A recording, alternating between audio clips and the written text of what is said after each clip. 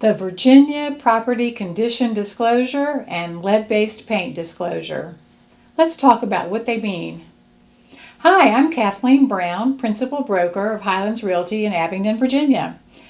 In Virginia, when there's a residential sale, the seller is required to present a property condition disclosure to the purchaser before the contract is ratified.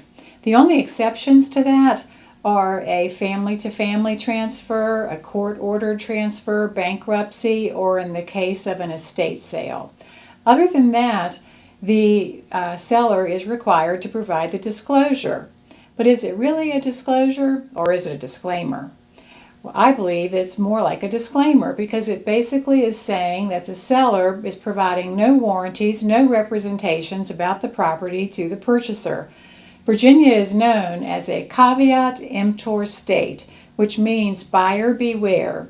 Buyer, do your due diligence and determine if the home has any defects that you want to know about before you own the property. Do your inspections. Make sure the zoning is going to be applicable for your intended use. Make sure that a septic system even exists, because none of that is required to be disclosed by the seller.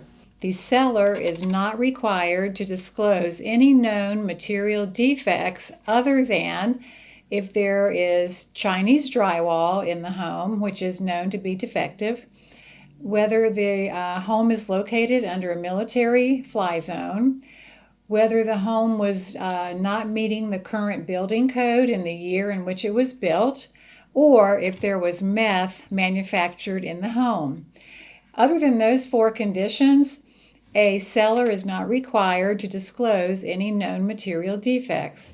A real estate agent, however, who does have knowledge of material defects is required to disclose those to a potential purchaser.